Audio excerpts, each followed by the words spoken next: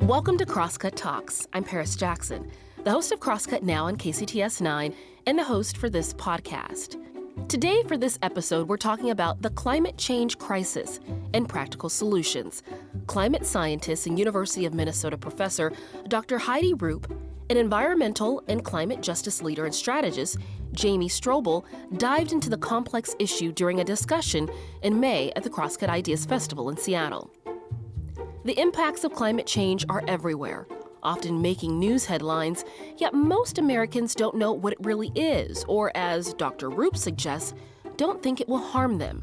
Roop and Stroble explain you can't talk about climate change without acknowledging the long-standing inequities and structural barriers that most often impact marginalized communities. In this conversation, Stroble shares why existing environmental injustices in BIPOC neighborhoods and communities are exacerbated by climate change, how the lack of BIPOC representation led her to advocacy work in Washington State's largest county, and how young people's activism inspires her. Dr. Roop shares her viewpoint on tangible solutions we can all take, and how, as a climate scientist, she toes the line between data and human connection. Roop says facts and figures don't change minds, people do. I hope you enjoy this important conversation. Please share your feedback on the podcast with us by sending it to talks@crosscut.com. Now let's get into it.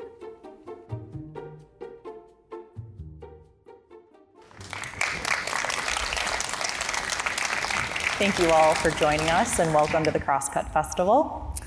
My name is Heidi Roop. I am a climate scientist, a professor at the University of Minnesota, always still weird to say, and most recently the author of the Climate Action Handbook, 100 Climate Solutions for Everyone. It's a visual guide, and many of the graphics are behind us today. You can't necessarily read them from here, but there are books in the lobby. But we are here to talk about climate change. It's 5 o'clock. We appreciate we stand between you and probably some sort of beverage, maybe a nice meal. So we are here not to talk about the doom and gloom reality of climate change, but critically solutions and the ways that many of us show up for and to motivate more solutions, and critically to think about how, as we work to address climate change, we seek to address many of the inequities and structural barriers that prevent us from creating and shaping the world I think many of us want to see. So I'm very excited today to be joined by Jamie Stroble, and I will introduce her in a minute, but I want to provide you with a bit of context about what we hope to do today. So climate change. We know from newspaper headlines to the detailed scientific reports that folks like me and my colleagues produce, and the lived experiences that probably most of you have had over recent years, that climate change impacts, as well as conversations and information, they surround us. Yet, most Americans don't hear about climate change in the news on a regular basis, and even fewer think that climate change will harm them personally. We know from lived experiences here in the Pacific Northwest that that is, quite frankly, not the case. In good news, a majority of Americans also want to see solutions. We've moved in many ways from climate change being an issue we can't believe in, to one where we're increasingly arguing not about the reality of its existence, but rather what solutions work, who's accountable, who gets to benefit from the solutions, and critically, who pays.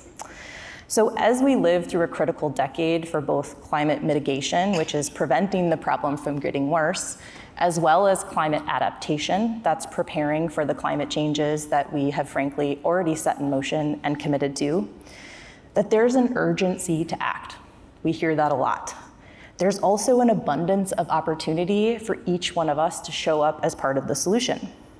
We can show up in solutions as individuals, in our communities, and to critically advance collective change and action.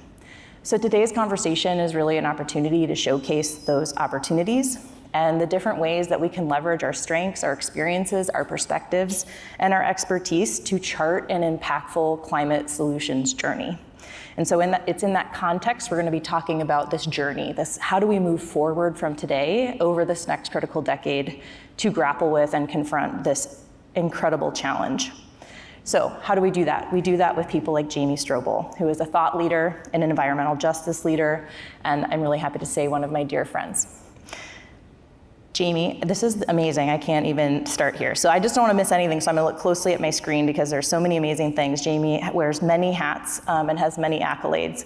So to just name a few, she was the founder of the Climate Justice Framework for King County's 2020 Strategic Climate Action Plan. If you haven't read a copy, I encourage you to do so. She's currently a Seattle Planning Commissioner. She's walking the walk, making hard decisions that include climate. And she's the climate director at the Nature Conservancy of Washington. She's also the founder of the environmental justice community capacity building project called Noyo Pathways. She's frankly one of my climate heroes, someone I'm looking forward to you all being able to learn from today as well. And she has worked for years across the Pacific Northwest and beyond to really work to advance not only climate solutions, but climate and environmental justice. So, thank you for being here today, Jamie, and thank you all for joining us. All right, Jamie, since this is really about you, and I always learn something new when we have a chat, I'd love for you to talk to us. You sort of pulled on this line of this climate solutions journey, and so I'd love for you just to sort of tell us a little bit about what brought you here to your journey today. How are you, maybe we'll talk at the end about where you're going, but what does your journey look like to date? What brings you to this climate work? Well, I want to start off this is a conversation because Heidi is also pretty rad and just wrote this amazing book that you'll see the images of up top. And we originally met because she was working at the University of Washington's Climate Impacts Group. And I was at the time trying to work on establishing the climate justice plan at King County. And I was like, we just don't have enough information out there to be able to talk about climate change, to even just communicate it, and not just amongst the people who are already believers, but how do we reach communities and work with communities so that how they're talking about climate change actually reaches decision makers? Because a lot of times we think, oh, well, these people don't know about climate change, or they're not, we need to do things so that they understand the issue better. And the reality is that most communities, especially communities of color, are living with those impacts every day. And so they're like, oh no, we know what's happening. It's just we don't know how to translate that into language that our decision makers will understand. And so we met through that, and we're doing a bunch of workshops and climate communications workshops and trying to work with decision makers to really understand the language of climate and equity. But anyway, I went off track from your original question just because I wanted you to know that this is an amazing collaborator as well. So, I originally grew up in Hawaii and, really developed a strong connection to land and water and really seeing every day, I was in the ocean probably 4 or 5 days a week as a competitive canoe paddler. I think you still are. Right? Now it's 3 days and the water is Lake Washington. There isn't exactly as much sun to keep you warm and golden here in the gloomy It's a little different. Northwest. But that, it's really a lot of this work about environmental issues and degradation, and climate change is so much about our relationship to land and to resources and to the environment. And we have, in so many ways, our society and systems have developed a bit of a toxic relationship. And what are ways that we can kind of undo those systems and then try to build something that is better and reestablish that right relationship. So that was really informative to shaping my approach to things. When I moved up to Washington about almost 19 years at this point, I thought I was going to be a botanist. I was like, I'm going to go study and native plants, and we're going to go restore things, and we're going to And I lived in this apartment building that was right next to I-5, and my bedroom window would face the freeway off-ramp. And in the summers, I would throw open my window because it'd be really hot, and I would develop this like layer of black dust on my windowsill. And at the time, I would just like wipe it away and be like, oh, that's gross. It's right next to my bed. And it wasn't until years later when I was working in indoor and outdoor air quality and working with some of our tribal communities here that I realized that, you know, I was breathing all of that in, and I was at a higher risk for cancer. I was at, but the reason I lived there was because it was cheaper. And what we see with climate change is that we already have a lot of environmental injustices that are present in our neighborhoods and communities. And what climate change is doing is exacerbating that. And you may have heard it being called that threat multiplier that's making existing inequities worse. And so later, when I worked in the Chinatown International District and was running youth programs for Asian and Pacific Islander high school students, we're in a neighborhood that was experiencing a lot of heat waves and lack of tree canopy coverage, and then also has faced the legacy of a lot of like straight up racist planning practices where I-5 was built through the neighborhood, and we're surrounded by I-5 and I-90 and the bus tunnel, and there's tons of traffic that goes through that neighborhood. It's a neighborhood that was historically redlined.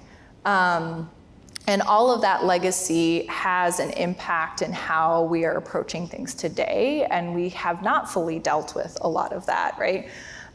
There was when I was at King County, I worked on a project where we mapped urban heat across the whole county, and we had these little snorkels attached to the car and drove around these specific transects 3 times throughout the day to kind of get a sense of how hot it was on the hottest day of the year, and then how that heat was retained, because if you have more concrete, it stays hotter throughout the whole day.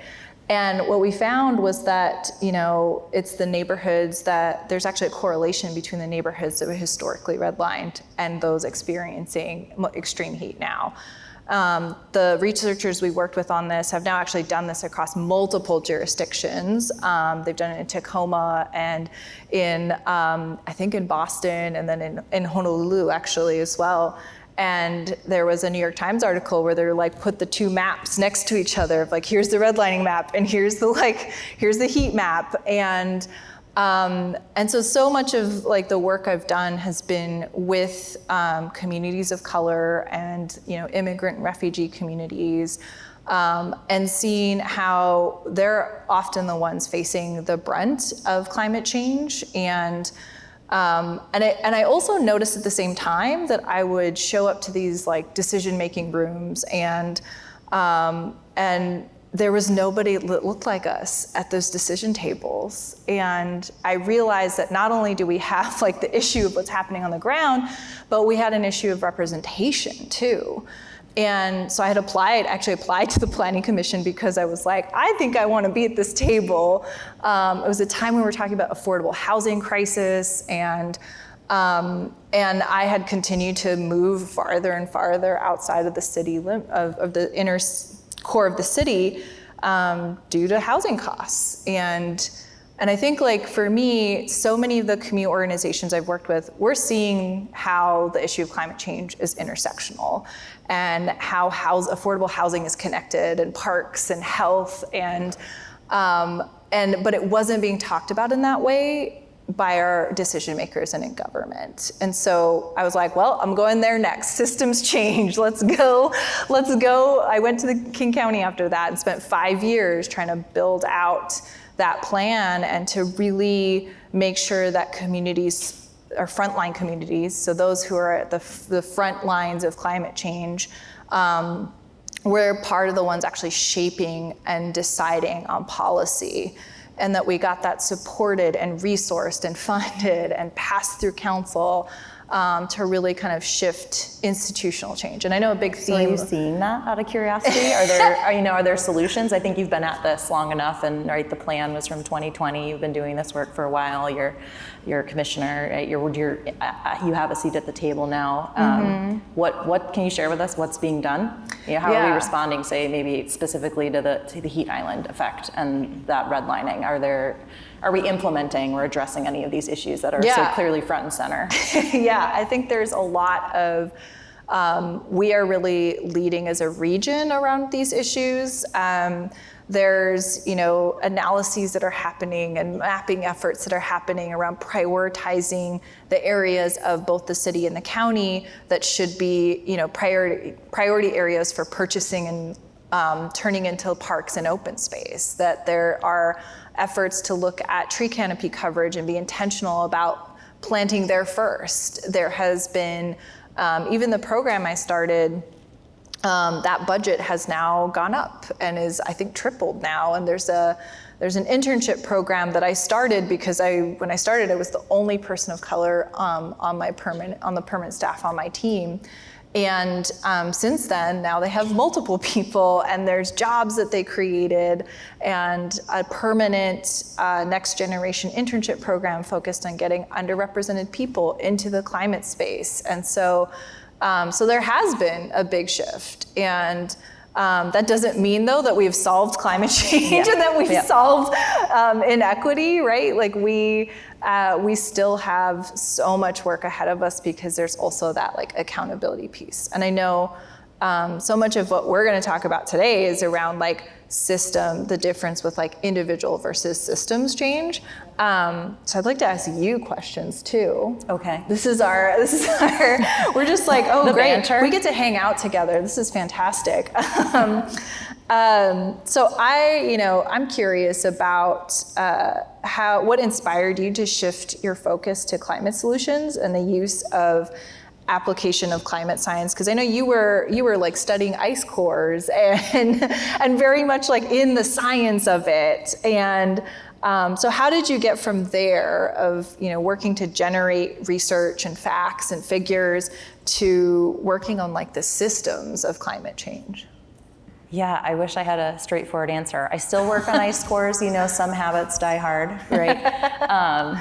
Once a scientist, always a scientist. I think really it just was so clear that what the scientific community was doing, the climate science community, the way we were clearly incapable of communicating and motivating. And I mean, we all know, right, very clearly, facts and figures don't change hearts and minds, but people do. And I think so often we try to train the person out of the scientist. And of course, yet we are all still people with multiple identities that have families and crises and things we care about and different things we value and different faiths. And we show up and walk through the world in very different ways. And so I think for me, it just felt really insufficient to really just generate data and say very clearly, time and again, there's a problem, right? I study past climate.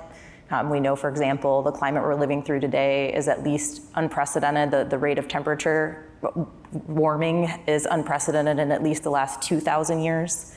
The amount of CO2 in the atmosphere is unprecedented for at least the last 800,000 years, likely over 3 million years, right? And yet, okay, great, Heidi. That really, even just those numbers, what do they mean? What do they mean for me? And so I felt that really working in solutions, but I think more importantly, showing up in a space where I could think about how what I knew could be in service of maybe listening and learning from what others know, and really trying to understand where are those decision points? Where do decisions get made? Right? It's one thing, again, to measure the urban heat island effect, and another to say, now what do we do? And how do we do it fast enough? And how do we do it in a right way?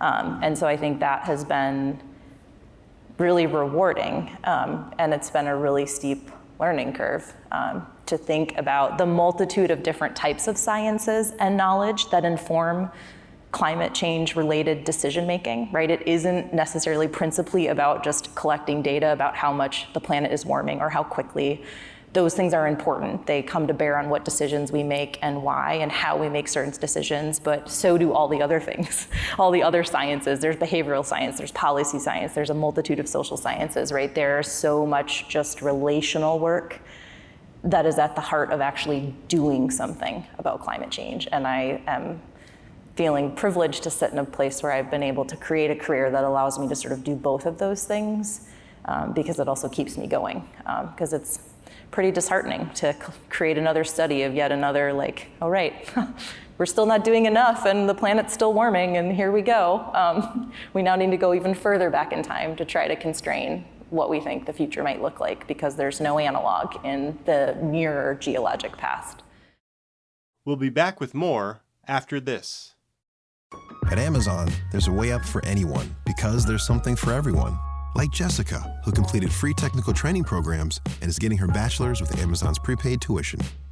Even if you have no knowledge or no experience in IT, Amazon has the tools and the resources to teach you. I've been promoted 3 times, and it's been a significant boost in pay for me. Free technical training programs at Amazon move full-time and part-time employees into higher-paying jobs. Visit aboutamazon.com for more info.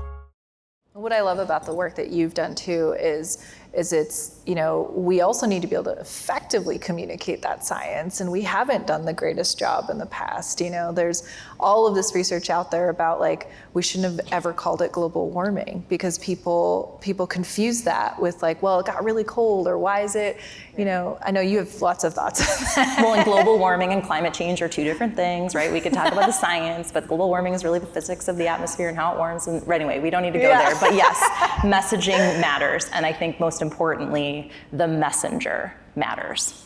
And I am one messenger. There are people who trust me. They're my family and friends, right? We are all the messengers, and that is so important. And the message is also uniquely ours, right? Again, it's not about being able to rattle off that the planet is warmed by X number of degrees since 1895.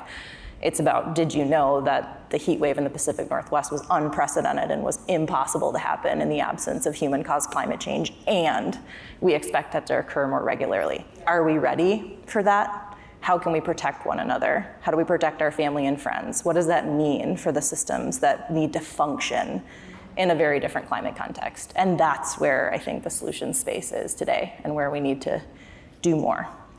So I'm going to lob you the hardball question, which is one I get all the time, and actually a question and sort of an academic debate. So I want to not make it academic. An academic debate that seems pretty black and white, which is that individual actions don't matter, because climate change is systems change, and we have to change the systems, right? In the same way that we have to think about environmental justice and racism and these inequities, right? There are systems that uphold those. So do our actions and our individual conversations even really matter? Mm-hmm. I'd like your take. Ooh, okay. I think the reality is that systems are made up of people. And if we aren't able to connect with those people and influence who those people are in those places of power and decision-making roles, then we're not going to change those systems, right? I also think that sometimes we write off the little things that we do as kind of like, oh, well, that doesn't I turned off the light switch in my house. That's not going to make a difference in the amount of greenhouse gases my house uses, right?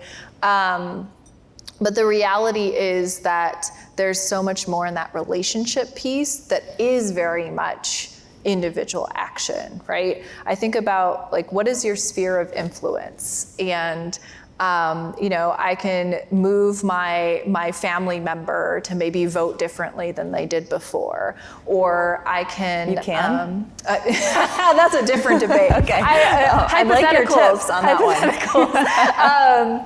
But I also, especially because I've done a lot of youth work and work with young people, I consider that some of the most important climate solutions is, like, supporting the leadership of young people. The fire in the next generation is just so impressive.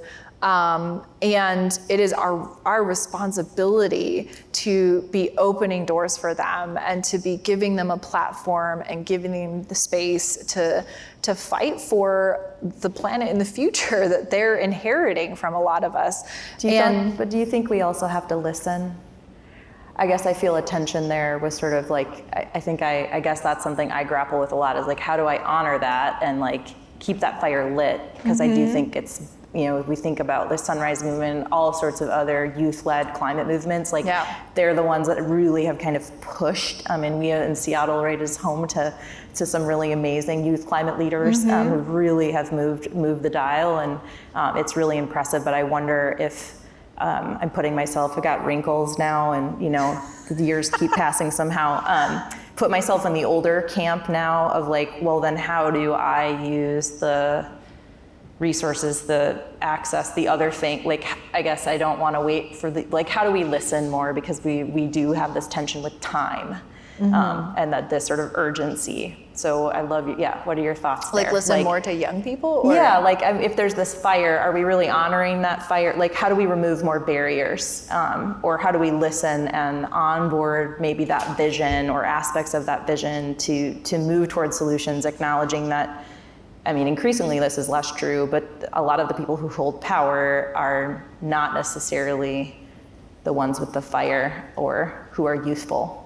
Yeah, I think this gets back to... Maybe they're youthful, but they're not young. Yeah, I think this gets back to your question, though, of like individual versus systemic action, because there are like, I think it's also about like the power of collective action.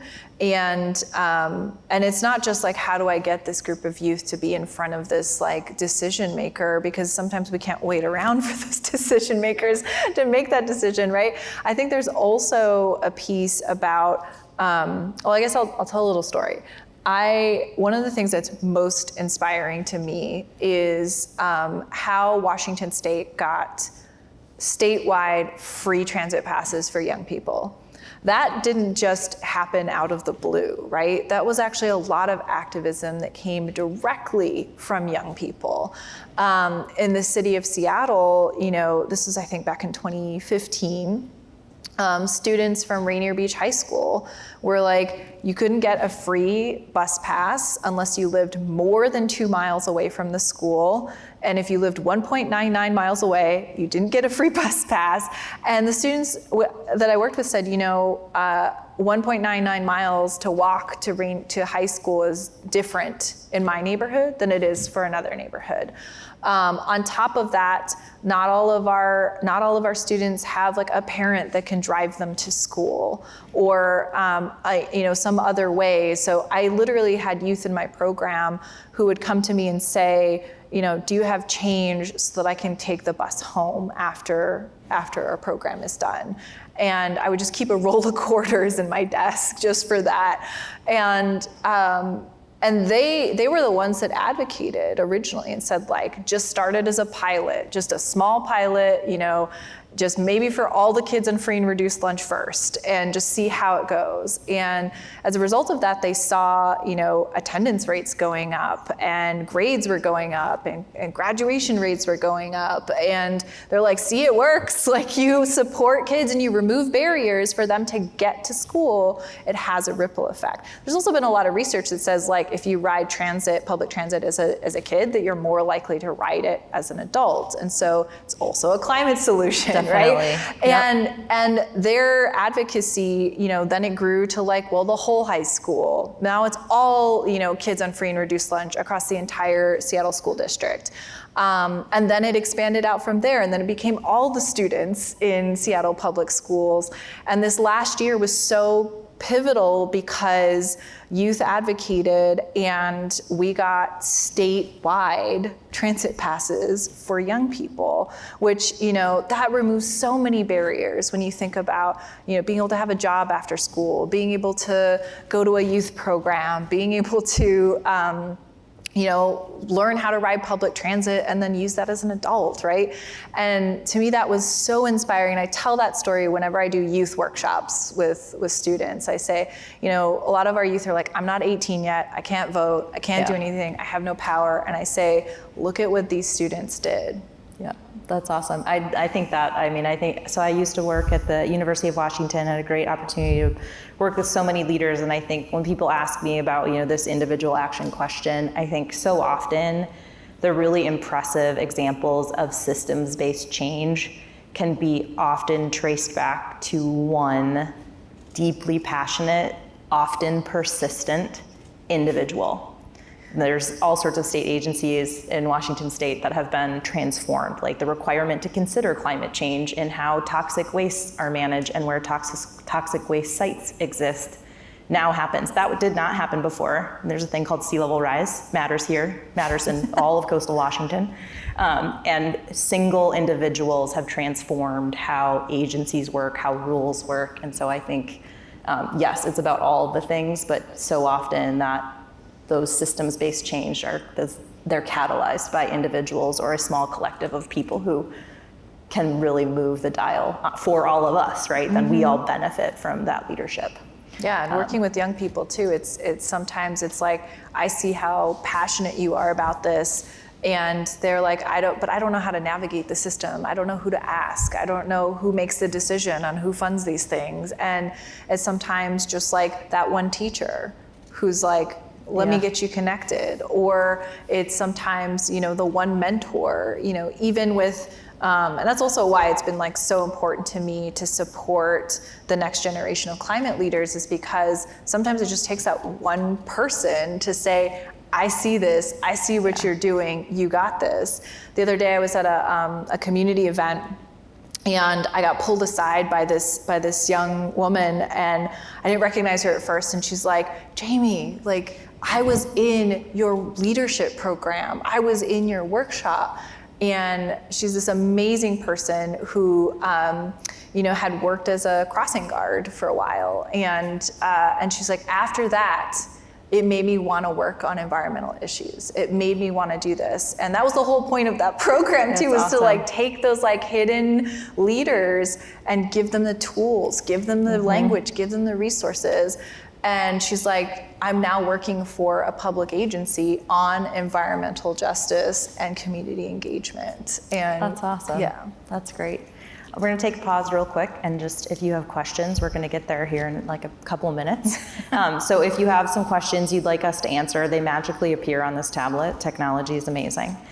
You can go to slido.com. You can open the app and enter the hashtag big ideas. It's there on the screen behind us, but just this is a time to enter questions, and the magic will happen here, and we can start answering those. But maybe we can do one more question before we launch into audience questions. It depends on how long we take to tell stories. I know, you're a good storyteller. I think we could do two. Two? Okay, maybe. We'll be ambitious. Because right. I want to hear about the Climate Action Handbook. Okay. And how we've talked about kind of like, how do you measure impact? And a lot of times you'll see things where it's like we're measuring literally the 0.02 metric tons, emissions reduced, right?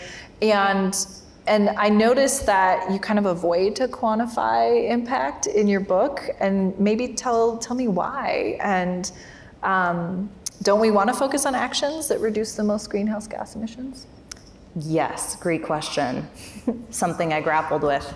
I think the primary motivation, so there are a lot of wonderful resources out there like Project Drawdown, which I drew on heavily.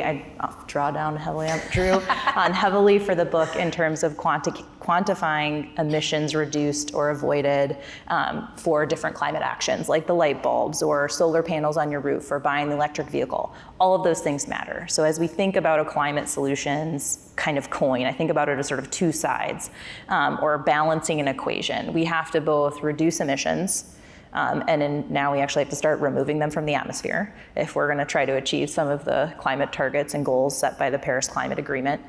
So we have to mitigate, we have to prevent the problem. We also have to prepare, right? The really difficult reality we face is that we know we've set change in motion, we've committed to change. For example, there are certain climate impacts that are only going in one direction for a very long time. Sea levels will continue to rise for at least the next 1,500 years. We don't get to choose whether we prepare for that or not. Well, we do We just pay the consequences of not being prepared. How fast sea level will rise, how much it will rise. Those are actually some of the most interesting questions that we have in the climate science community right now. But we also know very clearly that we've committed to these changes. We've committed to planetary warming. The planet will continue to get warm. So yes, we need to mitigate. But there is also a multitude of things that we can do to stop gatekeeping. Who gets to be part of the climate solutions broadly? Who gets to have an impact? What that impact is? What impact matters? Most of you don't really, and I still struggle. Like, what does a gigaton of carbon even look like? Right? It's really difficult to conceptualize. So do we use that as a way to motivate people not doing things? I think so. Or saying what you're doing doesn't really count because I reduced more emissions because I own a home and you rent a home and I can put solar panels on and you don't have that agency. Does that mean you can't be impactful? I don't think so. And I think we've missed an opportunity for a long time saying that because you've avoided this many emissions or you've done this thing, then all these other things that we can do in our daily lives and the systems we can influence, those are also impactful, and they're impactful in a different way. And so I tried to not equate impact with emissions, but instead equate impact with showing up again and again, avoiding single action bias, doing the one thing and checking that box and moving on to the next thing, right? Really trying to think about how do you make climate solutions part of your daily journey, and how do you acknowledge that what you can do today might be different down the road, right? Many of us live in we have different experiences, we have access to different resources, we have different cultures and backgrounds and values, but that should not prevent us from being able to create a portfolio of climate solutions that work for us, but then can also change over time.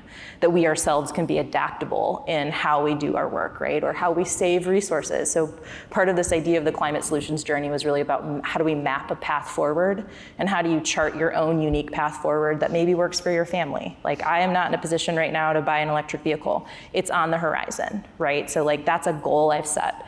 I want to do that. I had to upgrade the electrical system in my 1905 house. Turns out that's really expensive. Oh my gosh.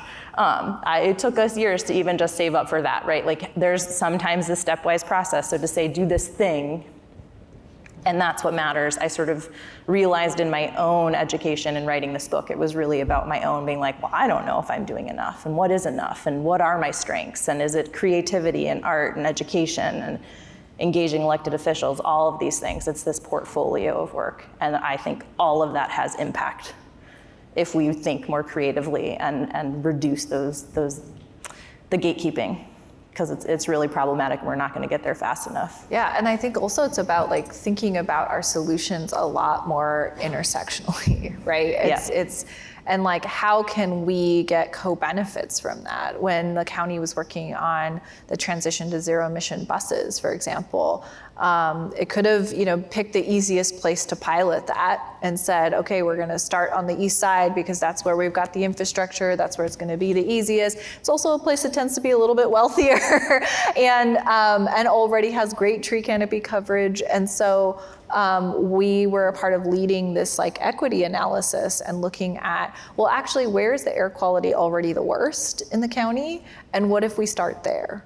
And where are there the most folks who ride public transit who would benefit from this? And they switched their whole plan and said, we're gonna start in South King County. We're gonna start implementation there and then to the rest of the county. So it's also like changing the way that we approach solutions in the first place too, right? If we're already doing solar panels, then like, how do we close the gap for affordable housing developers to have solar panels there? And so that folks who are low income are benefiting from the reduced cost of utilities. Can we? Yeah, and the other downstream benefits. Yeah. Okay, so we have a question. I'm going to pull on that thread a little bit here, because I think we've been saying this a lot, and I think it's sort of some of our shared jargon, also a reflection of sort of the careers that we have and the space, the climate spaces that we occupy. I think this is a really astute question. So, who do you think is a decision maker? Let's just start there. It's a multi-part question, but let's just pull on that thread for a second, because I think there's some really important experiences you can share there, but also maybe a way we can broaden how we define that. So who do you think is a decision maker? You know, it depends on the context, right? I mean, we're all making decisions every day of where we're investing our money, what we're buying, how we're raising our families, who we're supporting, how we're voting, right? All those things are small decisions every day. And then there's also who are the folks who have access to power and privilege to shift systems fundamentally, right? So this is allocating budgets. That's a big one. A budget is a value statement. Where are we putting the money, right? Who's setting policy? Who can afford to pay for the lobbyists to then go to Olympia and then make sure that the policy includes their priorities, right? It's usually not the communities on the front lines who have that, right? Mm-hmm. And so I think one of the things that we don't recognize enough is that there is leadership everywhere.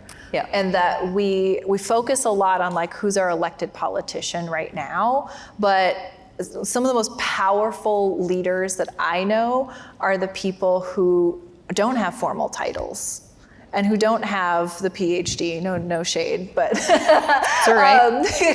And who are the ones who are actually, part of bringing together their communities. And one person I really looked up to was an elder that I used to work with in the Chinatown International District, and she was just a housing case manager, worked with a lot of clients. She wasn't like, she was at the bottom of the reporting tier in our organization, everyone called her Auntie, and she was so powerful. All the elders would go to her first to ask questions. If they, we tried to do a whole discussion around understanding carbon pricing in Cantonese and Toisanese with a bunch of elders. And she was able to command a room and to connect people. And so much of that is relationships, right? And I also think there's incredible power in storytelling and how every single one of us in this room has some sort of climate story where we can talk about the ways. I saw another question here was talking about the heat dome and how you experience the heat dome. And I do this exercise with some of my young people where I say, stand up if you've experienced this or this example. And one of the things I talk about is a climate event or a climate, extreme climate event. And some, maybe half of them or 2/3 of them, and I'll be like, all of y'all gotta stand up because we all went through wildfire smoke season. We've all been through a heat wave. We didn't all experience it in the same ways, which is important, right? It's important to highlight. But we're all experiencing it now. And I've seen such a huge shift in just the last 5 years now that we have a wildfire smoke season, right? Of more just a catalyzing of investment, of really trying to double down on climate action because now all of a sudden we're all impacted, right? But at the same time, to go back to this heat dome question, I don't have air conditioning. We also don't want everyone to get air conditioning because that actually worsens climate change as well. But it's really important that we recognize that not everyone is impacted in the same ways. And so we really need to be investing in adaptation with the same sense of urgency that we are in mitigation. It's here, climate change is here. We've already baked some stuff into the system. So how do we, and I think sometimes there's this false dichotomy of well, if we've invested in that, then we've given up. I'm like, no, right. You can do both. It's Wasn't not that Al Gore? It's not an either or. Didn't Al Gore say that? He's not the only one. Okay.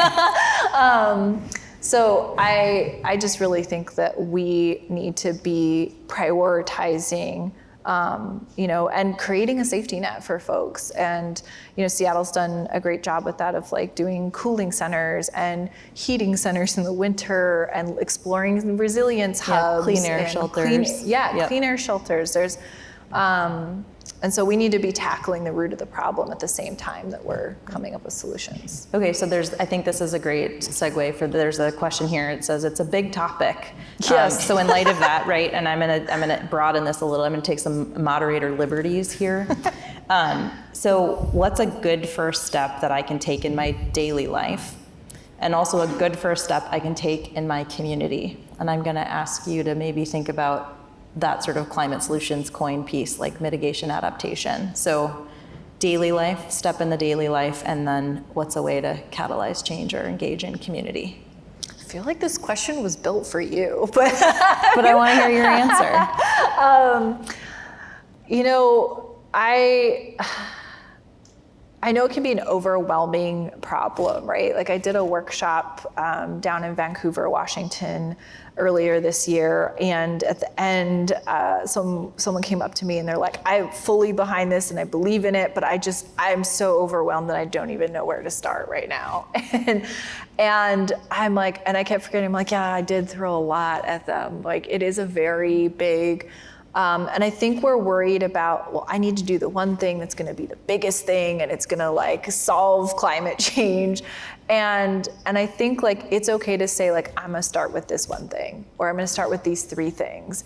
It could be paying attention more to like what you're buying. It could be what's the 1 person or 3 people I want to have a conversation with after this.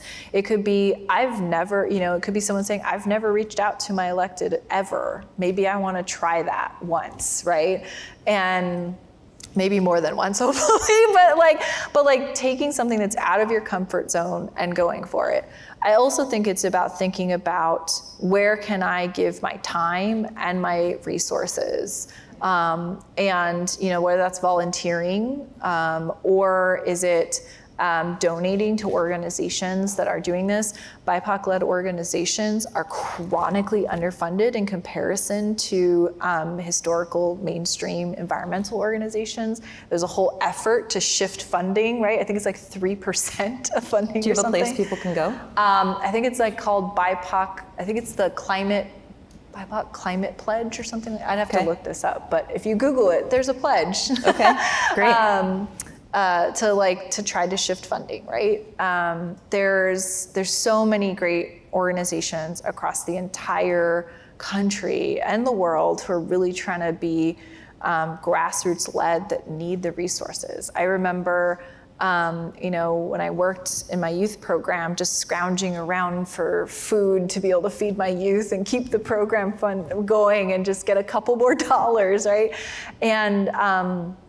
And then you go to these big, giant environmental organizations and they have so many resources. And I think part of that though is like, if you are in a place where you have access to resources, or you're at a company that matches donations, or you're at an organization, or you work in government, right? You have huge opportunities to levers, right? Like, who can you influence? How can you work together? I've seen employees start employee groups to like prioritize sustainability and to try to push their whole company or organization to make a big change, right? Again, it's like that collective power piece of like, find your people, right? Yeah. Find your people who are super passionate about this issue too. And like, just be like, I'll host everyone for brunch. Let's just talk about this. And what do we want to do about it? Or, hey, I heard they're doing this a volunteer event. Let's just go give our time, right? Yeah. And then maybe it's also visibility, because a lot of the grassroots efforts are not getting the kind of visibility that other solutions are. Yeah, I think there are 100 actions in the book, and people always ask me for the one, and I can't. So I think I say, use your energy wisely, and I mean that literally, like the energy in your home, maybe the energy that's used at work, and be a catalyst for change. So, right, we want to transition away from fossil fuels. We want a clean energy economy. So use your energy wisely. We also have to use our personal energy wisely. It's a finite pool, right? And we have to make sure we tend to our own health and well-being and of our families, and use that energy wisely, and maybe focus on the majority of people who are interested in looking for a trusted person to have a safe conversation with about why should I care and what can I do? Only 9% of adult Americans fall in the dismissive or denier category. So there's a big, bright globe of over 76% of Americans want to know more, and they want to have a trusted conversation with someone like you. That's a great place to start and use your energy, that other form of energy, wisely. And I think make sure you identify a community and then find ways that you can show up in that community, not only to work towards climate solutions, but also to serve as a way to protect that community moving forward. How can you best show up even in a moment of crisis for that community? And some of that is also your own individual preparedness. I'll leave with a really fun Sunday activity. I encourage you all to check your insurance policies, renters or homeowners, and make sure you have the right riders on your insurance for the climate risks that you are most exposed to. Most of us do not. And that's a great way to prepare yourself, build resilience, and make sure you also can respond, support your community, and also critically recover if you are unfortunately experiencing some form of climate disaster. So on that bright and cheery note. And someone really great in the back looked this up for me. It's called the Climate Funders Justice Pledge. Okay, the Climate Funders Justice Pledge. So we now are a minute over, standing between you and hopefully a cocktail or some sort of climate-friendly dinner. So we're out of time, but thank you so much, and enjoy your climate solutions journey. We really are headed to a bright and more hopeful place. It may not sound like it, but you are part of that change. So thank you so much for being here this evening. Thank you, Jamie. Thank you, Heidi.